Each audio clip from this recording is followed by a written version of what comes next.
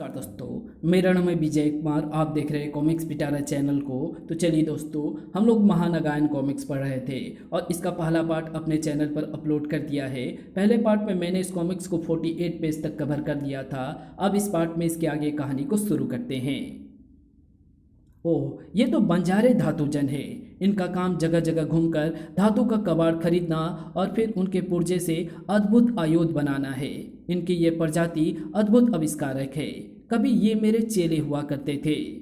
ओह, तो आपके चेले आज आपके चेले को क्यों पीट रहे हैं? क्योंकि एक बार वेदाचार्य के पुत्र अग्रज ने इनके सरदार के पुत्र खन कनक को मौत के मुंह से बचाया था। तब से ये प्रजाति वेदाचार्य की भक्त हो गई है। जरूर वेदाचार्य ही इनको मुझे रोकने के लिए यहाँ पर बसा कर गया है।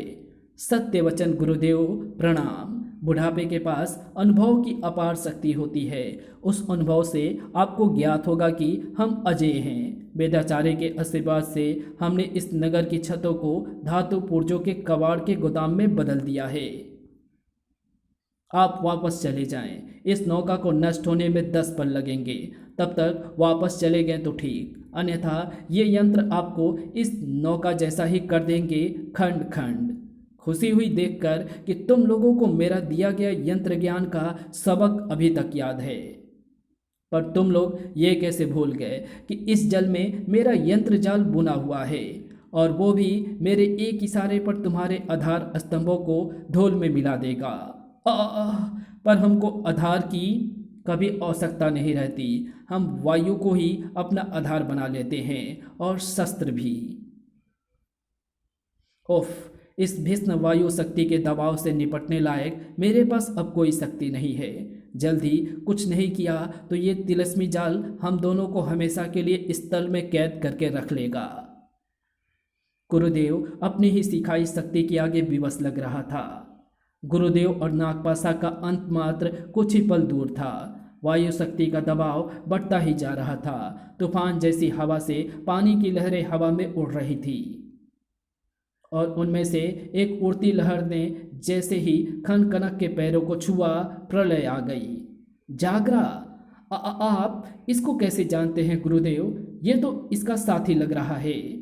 कभी था, इन्होंने ही इसका एक एक पुर्जा कसा है, पर उसके बाद मैंने इसको अपने सामान की रखवाली पर लगा दिया, वेदाचार्य के लिए, ताकि अगर वो यहाँ यंत्र युक्त जाल पार करके आ भी जाए तो तक्षक नगर में ना घूम सके। और वेदाचार्य ने आपके लिए इसकी काट के रूप में धातुजन को यहाँ तैनात कर दिया। पर जागरा को पहले ही तक्षक नगर में छोड़कर आपने तो मास्टर स्ट्रोक लगा दिया। देखिए, देखते देखते ही इसने ढूंढ ढूंढ कर सारे धातुजनों को रास्ते से हटा दिया है, और ये आपको प्रणाम करने वापस आ रहा। ये तो हमको भी शत्रु समझ रहा है। इसको रोकिए गुरुदेव। हाँ, इसमें एक गुप्त शब्द कोड डाला गया है। क्या था वो याद ही नहीं आ रहा है। तो क्या इसको मरने के लिए बनाया था? प्राण रहते याद कर लो। ओह, इसका जागरा नाम रखा ही क्यों? जागृत हो गया ना। इसका नाम तो सुप्ता रख देते, सोता रहता है। ये तो रुक कैसे गया? इसकी बैटरी खत्म हो गई क्या? अरे, इसको नियंत्रित करने का शब्द कोड सुप्ता है। तूने इसको रोका है। मैंने? सच में मैंने? हाँ, अब ये हमको उसी रास्ते से तिलस्म में बचा बचा कर बाहर ले जाएगा जहाँ से ये स्वयं आया है। बस दीवारों या भूमि को स्पर्श मत करना। बस कुछ मीटर और हम तक्षक नगर के अंदर होंगे। ये हम कहाँ आ गए गुरुदेव? ऐसी जगह तो मैंने तक्षक नगर में कभी नहीं देखी। ये तक्षक नगर के नीचे फैली कई सुरंगों में से एक है। ये हमको सीधी तक्षक नगर के उस भाग में पहुंचा देगी जो जलगत नहीं है। ये तक्षक नगर नहीं है गुरुदेव, तक्षक नगर के खंडहर हैं। यहाँ तो आप धातुजनों को ले आते तो वे अधिक लाभ कमा लेते। यहाँ पर अब बचा ही क्या है? ये मेरी प्रयोगशाला, जिसके अंदर रखा है तक्षक नगर का लघु यांत्रिक प्रतिरूप मॉडल। ओ, इतना बड़ा खिलौना! खिलौने और भी हैं नागपासा, ये देखो। मेरी एक्शन फिगर और आपकी भी। इससे क्या करोगे? मैं ले लूं? ये तुझे ले लेगा नागपासा, तू इसे नहीं। जागरा के जरिए हम मानसिक रूप से इन प्रतिरूपों में घुस सकते हैं और फिर ये नगर घूम सकते हैं, इसका चप्पा चप्पा देख सकते हैं। वो तो मैं बचपन से देखता आ रहा हूँ गुरुदेव, इसमें नया क्या है? तक्षक नगर का ये यांत्रिक प्रतिरूप स्थिर नहीं है नागपासा, चलायमान है, परिवर्तनशील है। यानी ये बदलता रहता है। ये प्रतिरूप एक ऐसे अनोखे वृक्ष की लकड़ी से बना है जिसकी पत्तियां ना कभी पीली पड़ती है, ना कभी सूख कर टूटती है। इसको देव कालजयी के नाम पर कालजयी वृक्ष भी कहते हैं। ये प्रतिरूप उसी की टहनियाँ काट काट कर बना है, क्योंकि इस काष्ठ में समय काल को सोखने की क्षमता है। यानी यानी जब हम अपने लघु प्रतिरूपों में अपना मानस स्थापित करके नगर घूमेंगे तो हम तक्षक नगर का पूरा जीवन काल देख सकेंगे। तक्षक नगर के जिस काल जिस दिन में जहाँ जाना चाहें जा सकेंगे। लेकिन हम मात्र दर्शक रहेंगे। हम घटनाएं देख तो पाएंगे परंतु उनको बदल नहीं सकेंगे। उई, ये तो हम तक्षक नगर के अंदर आ गए। हाय हाय, पुराने दिन याद आ रहे हैं। वो देखो चलने वाला, पानी आ गया मुंह में। मसाला चना खिला दो ना गुरुदेव। यहाँ कोई हमें देख नहीं सकता और ना ही हम किसी वस्तु को स्पर्श कर सकते हैं। चना नहीं खा सकते, फिर यहाँ हम करने क्या आए हैं? तुझे याद है कि तू सबसे अधिक शक्तिशाली कब बना था? लो, अभी ही तो, जब मैं क्रूड पासा था। 10 शक्तिधारक, 10 महाशक्तियों का स्वामी, काली शक्तिधारक। तब तो तेरे पास मात्र अलंध्या का राज था। पूरी पृथ्वी को भी तुझे अपने अधीन रखना शेष था। फिर कब? जब तेरे पास त्रिफन्ना था, याद कर। तब तू पूरे ब्रह्मांड का और तीनों काल का स्वामी था। चारों आयाम तेरे इशारे पर नाचते थे। हाँ, पर वो तो यहाँ पर है क्या? यहाँ पर उसकी मनिया थी। हमको यही जानना है कि वे मनिया आखिर तक्षक राज के पास आई कैसे, किसकी थी वे मनिया, और ये जानकर हम उनको दोबारा प्राप्त कर सकते हैं और फिर से तिरफन्ना की शक्ति को हासिल कर सकते हैं। गुरुदेव और नागपासा इस दुनिया में रहकर भी इस दुनिया से जुदा थे। और कुछ कुछ ऐसी स्थिति बच्चों को भी थी। आऊं? इसने तो बगैर ऑर्डर दिए हमारा बिल फाड़ दिया। कुछ पता हो कि हम हैं कहाँ पर तो कुछ सोचा जाए, हम हैं कहाँ। नाना जी ने मुझे पृथ्वी का एक डिटेल पिक्सल मैप का प्रोग्राम दिया था इस रोबो वॉच में। इसके जीपीएस पर माई लोकेशन पर सारे डिटेल्स आ जाएंगे। ओह गॉड, आज के युग में जब जमीन कम पड़ने लगी तो लोगों को दफनाने के लिए कुछ खास एरिया दे दिए गए हैं। अब वहाँ अस्थायी कब्र तो बन नहीं सकती, तो इस स्थान पर यह वर्चुअल कब्रिस्तान बनाया गया।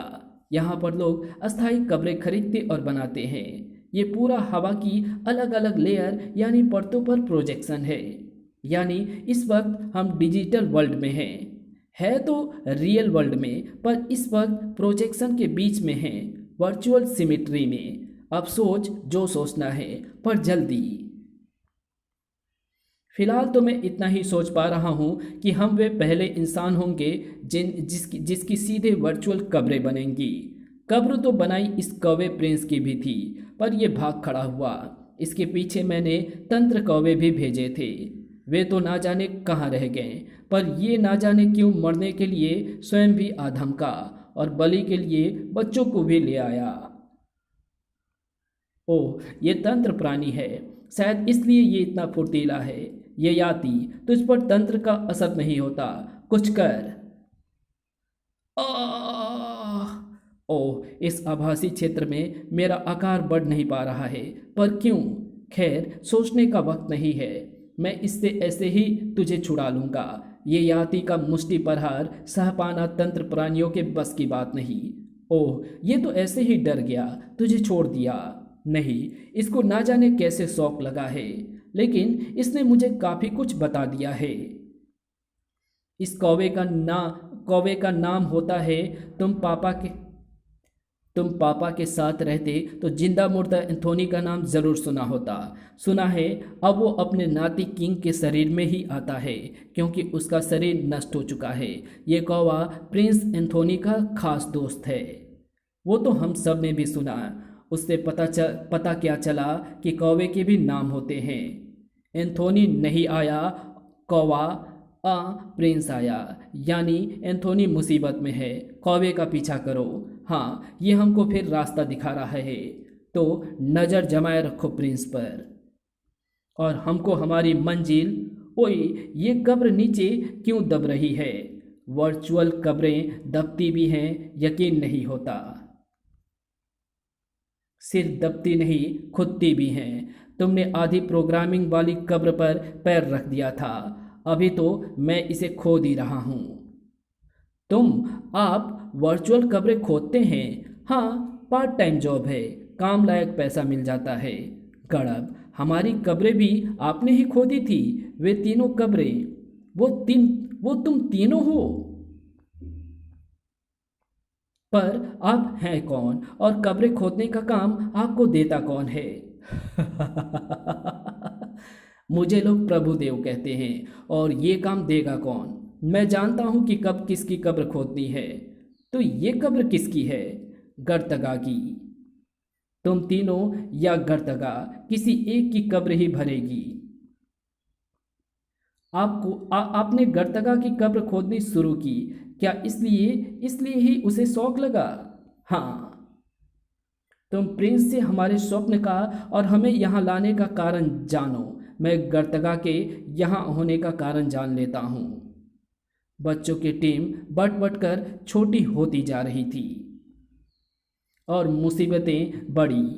ये मीनार है या आसमान को चुभोने वाली सुई? अंदर जाने के लिए कोई ना कोई खिड़की दिख रही है ना दरवाजा? सही दिख रहा है भाई। होती तो अब तक प्रिंस अंदर जाकर हमें वो रास्ता दिखा देता। जो प्रिंस को चाहिए वो इसी के अंदर है। इसके अंदर किंग है, एंथोनी का नाती। उसको एंथोनी के दुश्मन अधरा ने गर्तगा के मीनार में कैद करके रखा है। पर क्यों? ताकि इसकी जान की धमकी देकर एंथोनी से तुम्हारे पिताओं की आत्माओं को मर्त्य लोक में ही रोक लिया जाए। वे पुण्य आत्माएं कभी पृथ्वी लोक तक ना आ पाए। आपको इतना कैसे पता? कब्र खोदता हूँ मैं, मर्त्य लोक से मेरा पुराना संबंध है। आप तो चमत्कारी हैं, आप ही कुछ करो।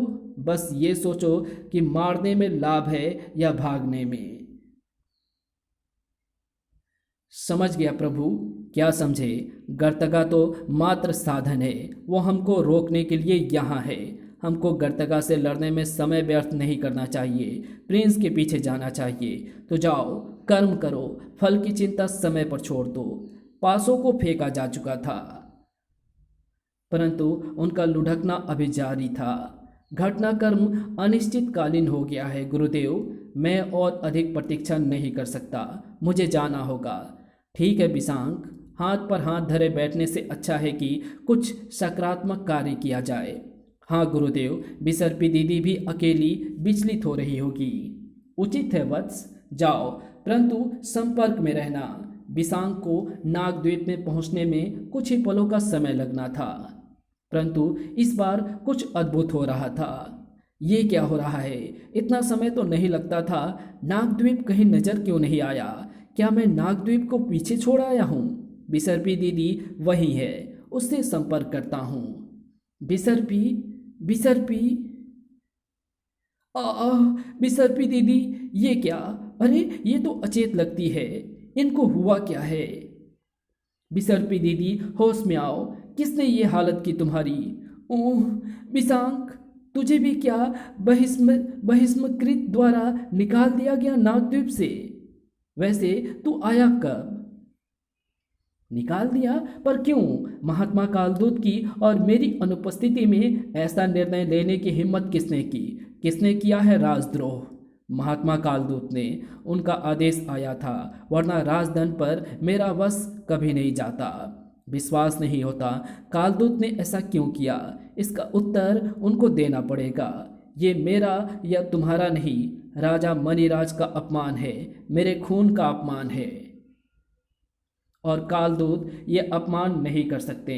इसके पीछे कोई और है और उसका पता वही वही अस्मकृत को देना होगा।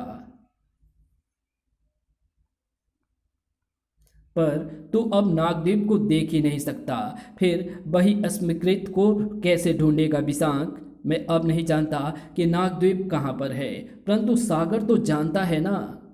जा मस्तक सर्प, वायु से प्राण ले और सागर से प्रचंड लहरें उठा और मुझे नागद्वीप का पता दे। ये रहा अदृश्य नागद्वीप। और एक बार मैंने इसके तट पर पैर धरा तो फिर मुझे बहिष्मकृत को ढूंढने की जरूरत नहीं पड़ेगी। वो स्वयं मुझे ढूंढ कर आ जाएगा। नागद्वीप में मेरे पैरों का संपर्क होते ही मुझ पर वार करेगा। यही कार्य है उसका। परंतु इस कृत्य से ये पूर्णतया स्पष्ट हो गया है कि मुझे भी पदच्युत किया जा चुका है। तुमको बोलने की आवश्यकता नहीं है। वही अस्मकृत तुमको जिसने ये आदेश दिया है उसकी पहचान मैं तुम्हारे मस्तिष्क से स्वयं निकाल लूँगा। मुझे नागद्वीप पर शासन करने के लिए राजदंड की आवश्यकता नहीं। क्षमा करें नागकुमार, परंतु मैं आपको अपने मस्तिष्क तक भी पहुंचने नहीं दूंगा। संभालिए ये काल केंचुली नागकुमार। इस केंचुली से मात्र कंकाल ही बाहर आ सकता है। कंकाल नहीं, इससे तेरा काल बाहर आएगा। ये खोल दबाकर रक्त मज्जा को पीस डालता है। मैं जानता हूँ, इसलिए मैं इसको और फुलाऊंगा, सिकुड़ने नहीं दूंगा। सूर्य जैसा विशाल बना दूंगा इसको अपनी विषाग्नि से। अब मुझे ये नहीं पता कि कितना दाब सहन कर पाएगी काल केचुली, ना जाने कब फट पड़ेगी। ओफ, मुझे अपनी काल केचुली को वापस लेना नहीं आता। तुम रोको इसे बिसांक, इसको मात्र तुम रोक सकते हो। वही स्मृत, बताओ किसने तुमको बिसर्पी दीदी को बाहर निकालने का आदेश दिया है? चुप रहे तो आधा नागद्वीप उस धमाके में ध्वस्त हो जाएगा जो कुछ ही पल दूर है। मैं नहीं बता सकता। ठीक है, तो फिर नागद्वीप के विषाग्नि के धमाके से समतल हुए इस भाग में अपनी मूर्ति लगवा लेना। अगर तू बच पाया तो। ओह, तू बच गया। वही स्मृत और विषाग्नि के धमाके से एक वृक्ष तक नहीं गिरा। कैसे? कौन नागद्वीप की रक्षा करके मेरे क्रोध का लक्ष्य बन गया है? मैं देख लिया तूने अपने क्रोध के लक्ष्य को। अब चला बान। तुम विशाला, तो ये तेरा षड्यंत्र है।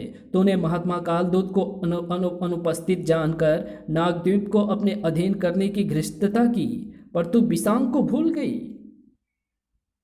बिसांग की विषाग्नि विस्फोट की काट को तूने अपने विपरीत बीज शक्ति से कर ली, क्योंकि मुझे इसका आभास नहीं था।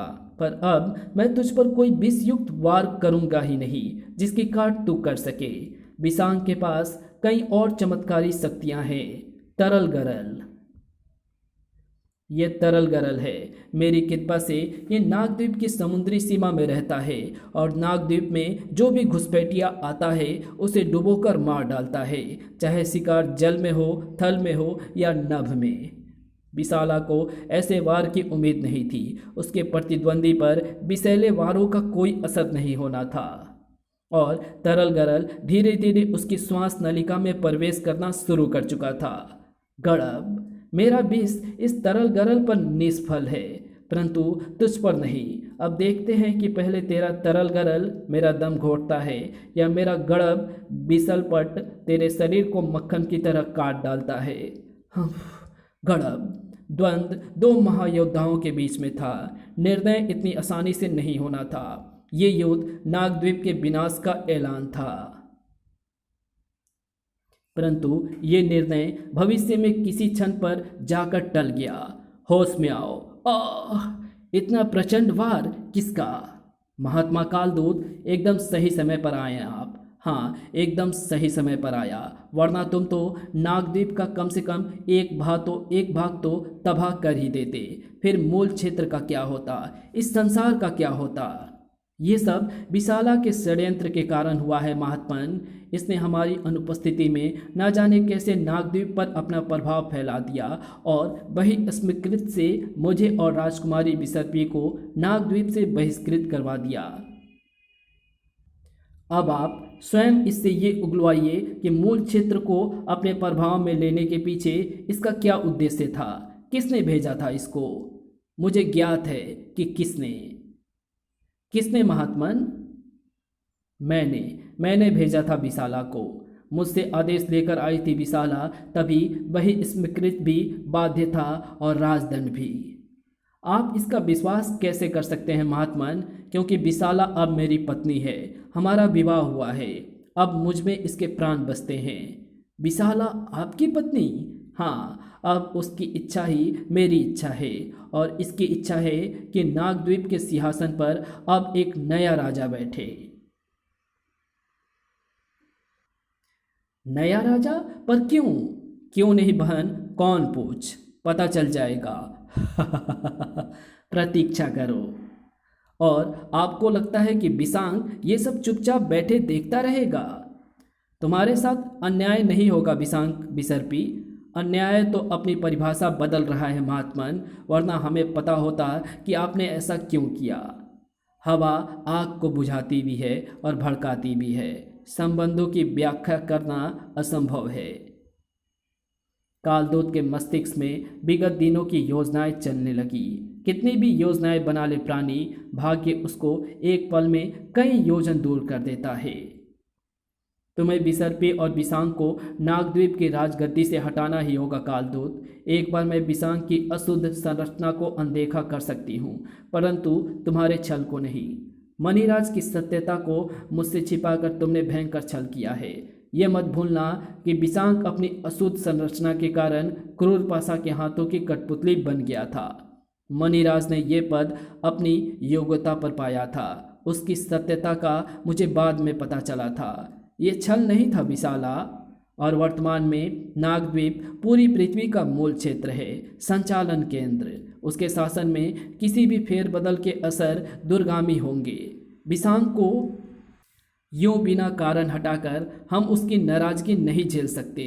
वो शक्तिशाली है। और बिसर्पी को भी कम समझने की भूल ना करना, उसके साथ नागराज है। नागराज को तुमने ज़्यादा ही बड़ा बना कर रखा है। अगर महासमर हुआ तो वो नागों के वेग के आगे आंधी में पेड़ों की तरह धराशायी हो जाएगा। बिसांग और बिसर्पी को तुरंत प्रभाव से नागद्वीप और मूल क्षेत्र की सभी शक्तियों से च्युत कर दो, हटा दो। इस निर्णय के परिणाम दूरगामी हो सकते हैं। महाविनाशकारी महायुद्ध छिड़ सकता है। हमको आपस में विमर्श करना होगा। क्या कहते हो? अगर विशाला के अनुसार कार्य किया तो महासमर निश्चित है। तुम भविष्य में चले गए, वर्तमान की सोचो। अगर अभी विशाला की बात नहीं मानी तो इसका क्रोध इसके मस्तिष्क पर से हमारा असर समाप्त कर देगा। फिर तो अभी इसके अनुसार चलने में ही भलाई है। बिसांग को तो हम भविष्य में भी संभाल सकते हैं। हटा दो उसे। विशाला भी खुश, बिसांग भी खुश। ऐसा एक रास्ता है, सुनो। और वो ये रास्ता है, हम तुमसे नागद्वीप का राज चाहे ले ले, पर तुमसे राजा की पदवी वापस नहीं लेंगे बिसांग बिसर्पी। बिसांग और बिसर्पी को फन क्षेत्र का पूरा इलाका दे देते हैं। सदियों से कोई भी वहां पर जाकर राज करने का प्रस्ताव मानता ही नहीं था, क्योंकि वहां पर दुर्गम वन और घातक नेवलों के अलावा और कुछ है ही नहीं। परंतु तुम में वहां पर एक नया नागद्वीप बनाने का बल है। सुना है वो क्षेत्र पहले नागद्वीप बसाने को चुना गया था, परंतु वहां होने वाली रहस्यमय घटनाओं के कारण वो निर्णय टालना पड़ा। उसका कारण अज्ञात है, परंतु क्या तुमको अपने बल पर संदेह है जो हमारा प्रस्ताव स्वीकार नहीं कर रहे हो?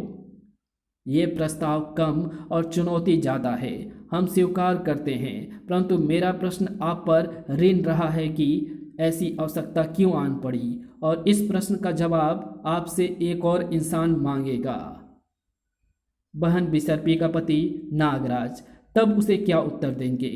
तुम्हारे पास सिर्फ असंख्य आत्माओं का बल था नागराज, जो अब मेरे पास भी है। कालदूत के लिए ये उत्तर देना उतना ही मुश्किल होने वाला था जितना कि नागराज का एंथोनी को हराकर मर्त्य लोक से बाहर आना। असंख्य आत्माओं का एक साथ अपना बल कुछ नहीं होता एंथोनी। असंख्य आत्माओं का तुम पर एक साथ किया गया विश्वास शक्ति देता है, जैसे भगवान को भक्त और भक्ति शक्ति देते हैं। शक्ति संख्या में नहीं, उस विश्वास में होती है जो दूसरे हम पर करते हैं। और विश्वास की वो शक्ति तुझे फाड़ डालने के लिए काफ़ी है, जिंगालों की तरह।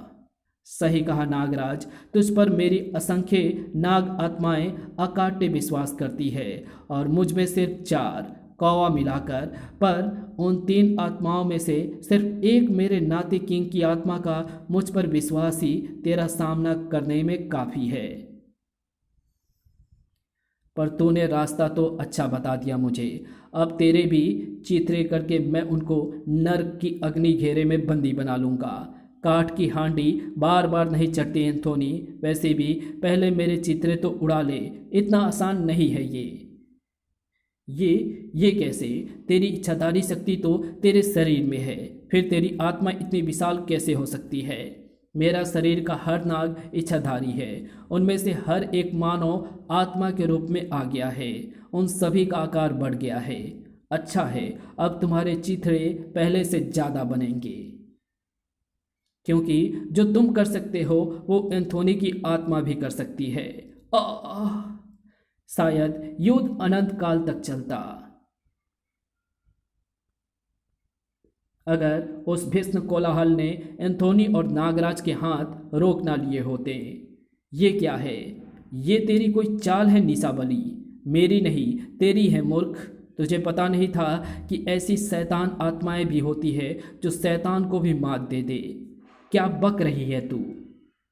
वो देख, मरते लोग का वो भाग नर्क की अग्नि से जल रहा है, उसी अग्नि से जो तूने उस शैतान आत्मा ध्रुव में लगाई थी। उसने तेरी आंख से इस मरते लोग को ही नर्क बना डाला है।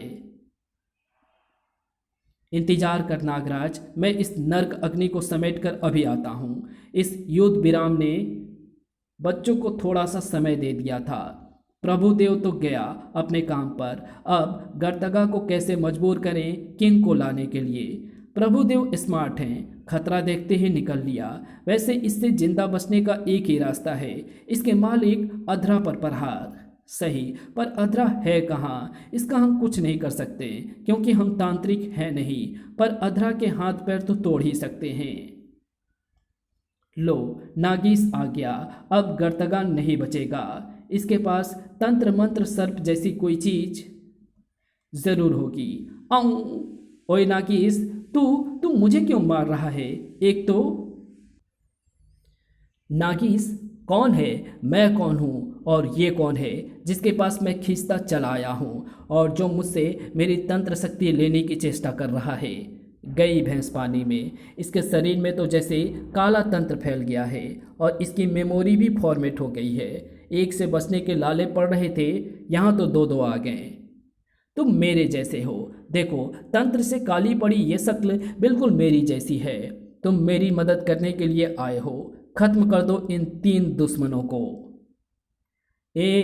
झूठ बोल रहा है नागीस, पर तेरे बदन में इतना तंत्र आया कैसे? मुझे बचाने के लिए ये तंत्र कौवे से अपने आप को कटवा कटवा कर उनका तंत्र सोखने के कारण ऐसा हो गया है। अब वे सारे तंत्र कौवे इसके शरीर के अंदर हैं और तंत्र शक्ति इसको खींचकर यहाँ ले आई है। पर ये है कौन?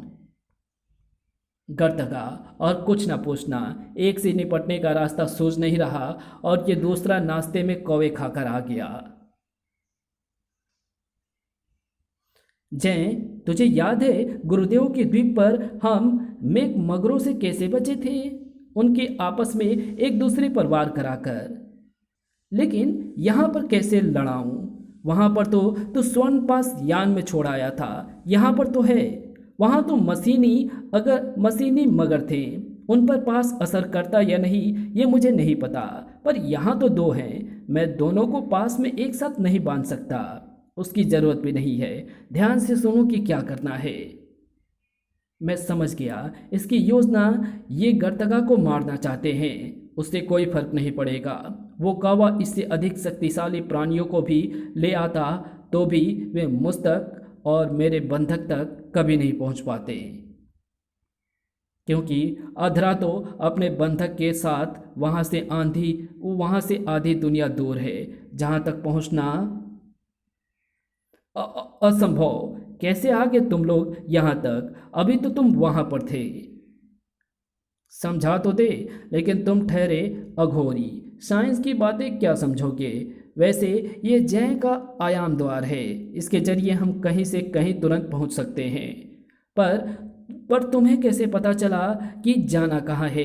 तुम्हारी हरकत से।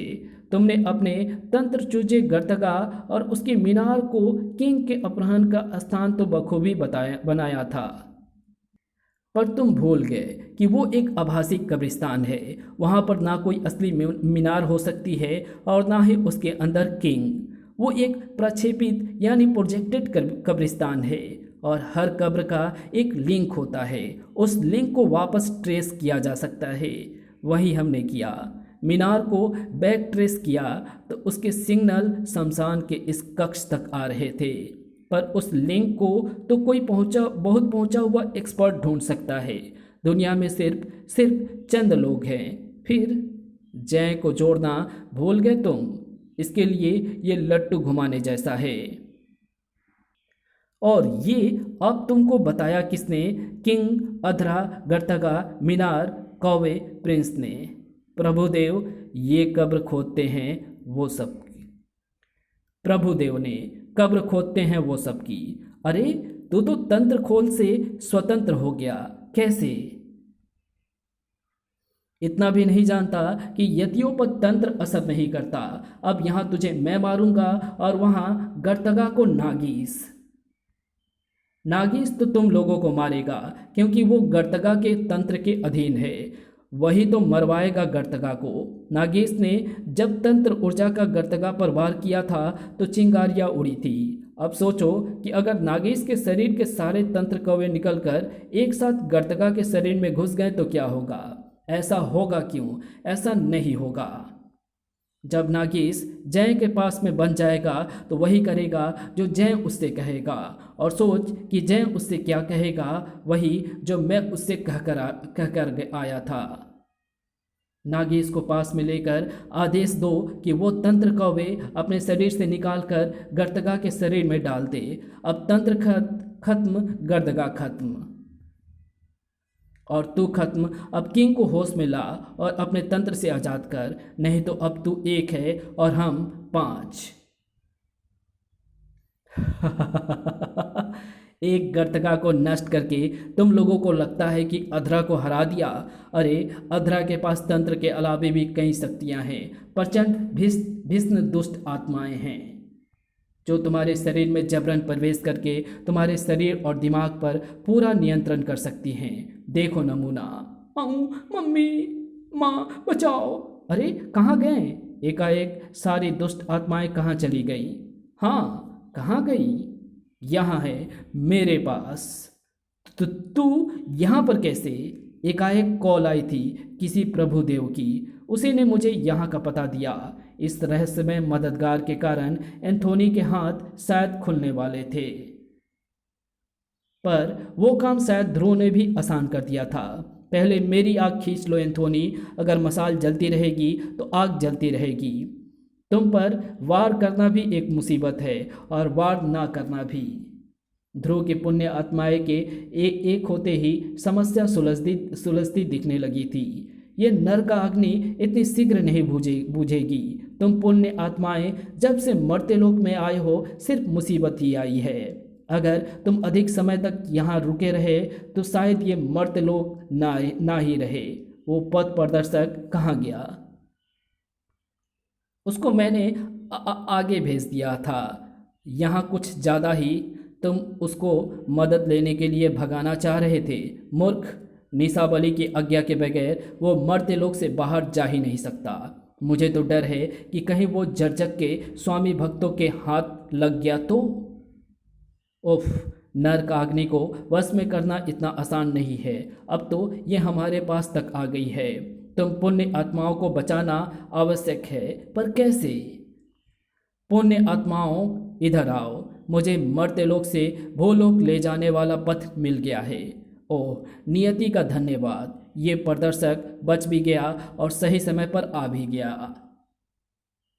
ये सचमुच बहुत कुशल पथ प्रदर्शक है। मृत्यु लोक से बाहर जाने का ये पथ तो मुझे भी ज्ञात नहीं था।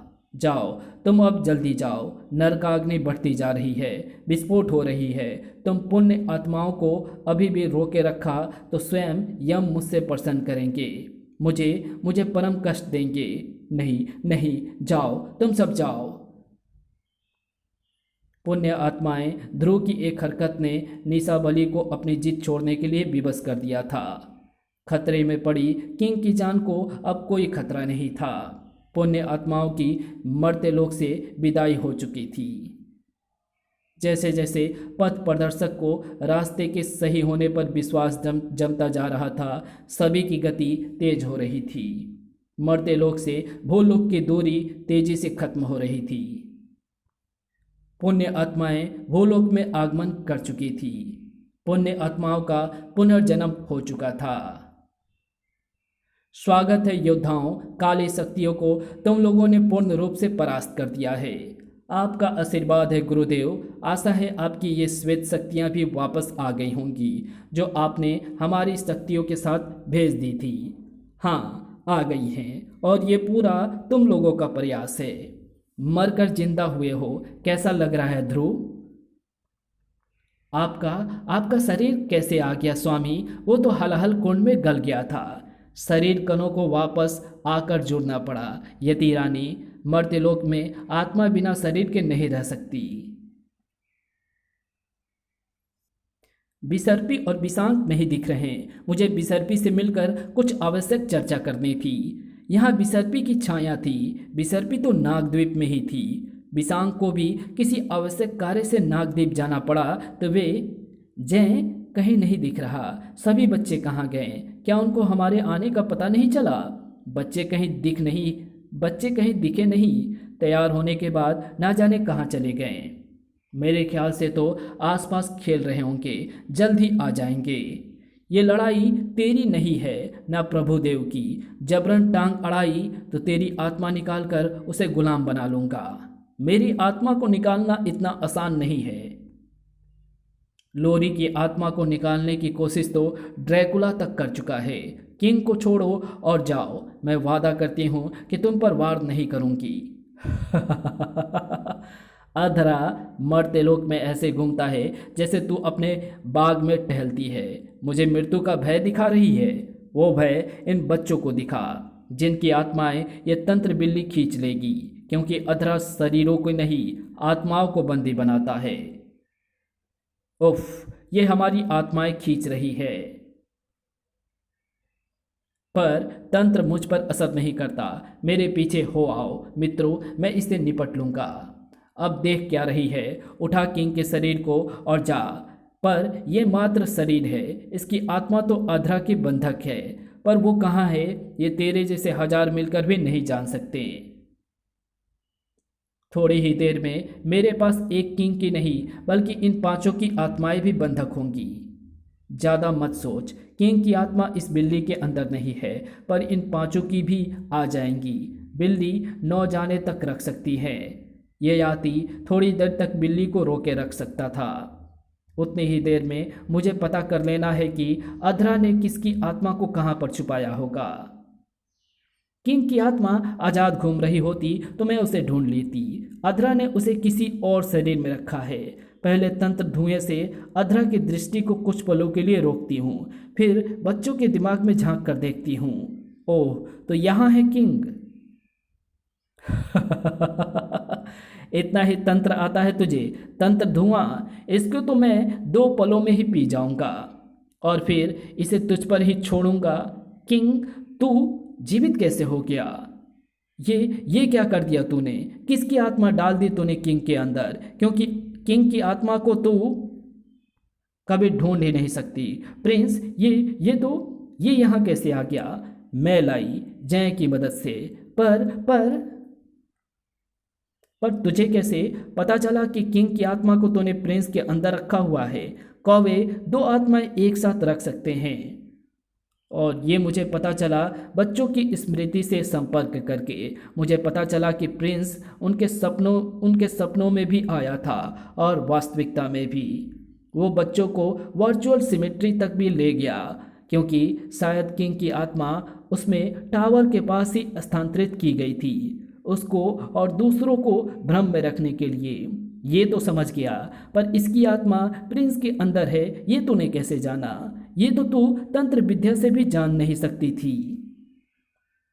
ये भी तूने ही मुझे बताया। जब मैंने बच्चों की मेमोरी में देखा तो मुझे लगा कि इस कौवे प्रिंस को तो मार देना चाहिए, प्रॉब्लम सॉल्व। पर तूने ऐसा क्यों नहीं किया? जवाब स्पष्ट था, प्रिंस कहीं जाएगा नहीं, किसी को बता पाएगा नहीं, और तू जब बुलाएगा आएगा। तुम लोग अभी शमशान भूमि के नीचे हो, मरने के लिए इससे अच्छी जगह हो ही नहीं सकती। मैं अभी तुम सबकी चिता सजाता हूँ। ये बहुत शक्तिशाली है, ज़्यादा देर तक रोक पाना असंभव है। जय ययाति प्लान 2 अभी लो। गया अधरा अंतरिक्ष में। क्या अपनी तंत्र शक्तियों से वो वहाँ बच पाएगा? पता नहीं, पर मर्त्य लोक में उसके दोस्त तो पहले से ही हैं। मरते लोग से याद आया किंग की। अब तुम्हारे नाना एंथोनी पर कोई दबाव नहीं है, अब वे वैसे ही आ जा सकते हैं जैसे पहले आते जाते रहते थे। चलो घर चलकर उनकी प्रतीक्षा करते हैं। एक बड़ा खतरा टल गया था, सभी वापस आ चुके थे, एंथोनी भी। लो, एंथोनी भी आ गया, यानी इसके नाती पर आया खतरा भी टल गया। बधाई हो एंथोनी। एक मिनट, सुना है कि एंथोनी तो अब अपने शरीर में नहीं आता, नाती के शरीर में आता है, और इस लोक में हम आत्मा को देख नहीं सकते। फिर ये क्या हो रहा है एंथोनी? अगर ये बात सही है तो फिर हम तुमको देख कैसे पा रहे हैं एंथोनी? ये सही सवाल पूछा है ध्रुव और वनपुत्र। तुम लोगों ने मेरा इंतजार क्यों नहीं किया? अगर कर लेते तो ना मुसीबत में फंसते और ना ही मुझे तुम सबको बचाने के लिए इस असंभव स्थान पर आना पड़ता। असंभव? ये तो हमारा घर है, यहाँ असंभव क्या है? यहाँ से बाहर निकलना, ध्यान से देखो। तुम सब इस समय सहस्त्रकाल गृह में हो। निशावली ने बड़ी चालाकी से मेरी अनुपस्थिति में तुम सबको सहस्त्रकाल गृह में भेज दिया है। सहस्त्रकाल गृह ऐसी ही बंदी बनाता है। ये वो वही दिखाता है जो बंदी की इच्छा होती है। अब अगर हमने जल्दी ही यहाँ से स्वतंत्र होने का रास्ता नहीं ढूंढा तो निशावली जल्दी तुम सबको पुण्य आत्माएं नहीं रहने देगी, तुम्हारा सारा पुण्य प्राप्त कर लेगी। तुम सबकी आत्माएं ना किसी शरीर में रहने योग्य रहेगी, ना ही पुनर्जन्म योग्य। ऐसी मुसीबत में तुम यहाँ क्यों चले आए एंथोनी? बाहर रहकर तुम हमारी अधिक सहायता कर सकते थे। बाहर से सिर्फ तुम्हारी शारीरिक शक्ति तुम्हारी सहायता कर सकती है।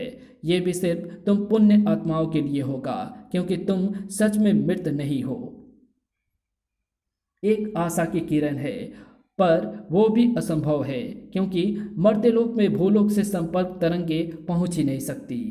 पथ प्रदर्शक को मैंने मर्त्यलोक से निकलकर बाबा गोरखनाथ से संपर्क करने के लिए कहा था। अगर वो मर्त्यलोक से निकल सका तो बाबा गोरखनाथ अपनी शक्तियों से हमारी सहायता कर सकेंगे। चलो, इसी सोच पर एक सहर्ष वर्ष काटने हैं। पुण्य आत्माएं ये नहीं जानती थी कि उनका रास्ता एक सोचे समझे षड्यंत्र के तहत रोका गया है। तुम्हारा विश्वास करना मुश्किल है प्रदर्शक। विश्वास करिए, उन पुण्य आत्माओं की मर्त्यलोक से बाहर आने में सहायता कीजिए। जब तक वे यहाँ नहीं आ जाते मेरा अभियान अधूरा रहेगा और मैं वापस नहीं जा पाऊंगा अन्य अभियानों के लिए। इस लोक में आने वाले अधिकतर आत्माओं का पथ प्रदर्शन करना मेरा ही कार्य है। मेरी अनुपस्थिति में पिछले कर्मों के अनुसार आत्माओं को जन्म नहीं मिलेगा, विधि का विधान पलट जाएगा। ये हम कहाँ आ गए हैं गुरुदेव? तक्षक राज का राज्य अभिषेक होने से एक दिन पहले तक्षक नगर के राजमहल में। इतना पहले? पर आपको तो ये सब याद होगा। नहीं नागपासा, मुझे तक्षक राज ने इस काल के बाद बुलाया था।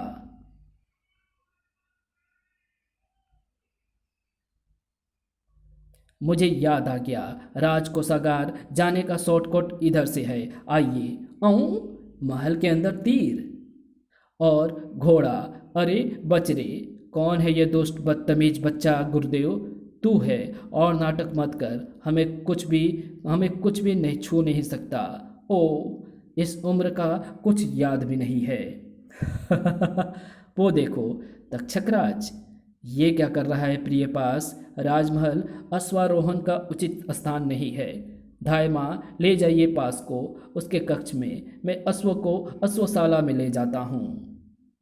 तक्षकराज का राज्य अभिषेक मात्र 18 वर्ष में हो गया था चेले। वो अश्वशाला गया। चलो गुरुदेव, फटाफट राजकोषागार को चेक कराते हैं। चुपचाप इसके पीछे चलो, जल्दी कर चेले। गुरुदेव, नदी में से एक स्त्री निकल रही है। क्या तक्षकराज इसी की प्रतीक्षा कर रहा था? और इसकी गोद में एक बच्चा भी है। प्रिय, मुझे तो लगा आज तुम नहीं आओगी। आती कैसे नहीं? बताओ, तुमने अपने पुत्र के साथ मुझे मिलने क्यों बुलाया है?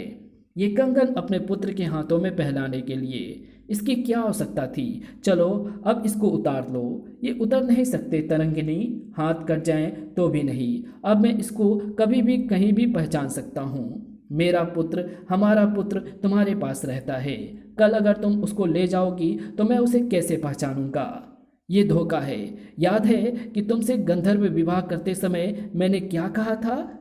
मैंने कहा था कि अगर तुमने मुझे जरा सा भी धोखा दिया तो मैं तुम्हारे जीवन से हमेशा के लिए चली जाऊंगी, तुम्हारे पुत्र के साथ। अलविदा प्रियतम। ये क्या गुरुदेव? तक्षक का एक बड़ा पुत्र भी है, मेरा बड़ा भतीजा, नागराज का बड़ा भाई। दिमाग तो मेरा भी घूम गया है। ये तो तुरुप का इक्का हाथ लग गया है चेले। अब मनियों से पहले इस राज पर से पर्दा हटाना पड़ेगा। हमको समय में और पीछे जाना पड़ेगा, जानना पड़ेगा कि ललिता देवी की ये सौत आखिर है कौन। परंतु ये तो एक कैमरा है और ये हमारा स्पर्श कर रहा है, यानी ये इस समय काल का नहीं है। हमारे अलावा भी कोई इस समय धारा में आया है, नागपासा, और उसने हमको देख लिया है, पर हम उसको नहीं जानते। एक खतरा और है, अगर हमारा संपर्क किसी ने जागरा से तोड़ दिया तो हम अनंत काल तक यहीं पर फंसे रहेंगे, भूतों की तरह। ना कोई हमें देखेगा, न जानेगा। क्रमशः गुरुदेव, नागपासा को तुरंत निर्णय लेना है। मनिया ढूंढें, तक्षकराज का भूतकाल खंगालें या वापस जाएं। पुण्य आत्माएं सहस्त्र काल गृह में है। कालदूत पूर्णतः विशाला के वश में है। धरती का मूल क्षेत्र विशाला के प्रतिनिधि के अधीन होने जा रहा है और विशांक विसर्पी को नागद्वीप निकाल दिया जा चुका है। क्या वे एक नया राज्य बना पाएंगे या वो क्षेत्र उनका शमशान सिद्ध होगा? बाबा गोरखनाथ क्या कर पाएंगे? पूरा ब्रह्मांड शैतान ताकतों के रौद्र रूप दिखाने के लिए खाली है। रोकने वाला कोई भी नहीं है, या है, जो भी है, एक अनिश्चित युद्ध की प्रस्तावना लिखी जा चुकी है और इसका हाल बताने के लिए आ रहा है महानगायन का दूसरा खंड, रक्त पर्व।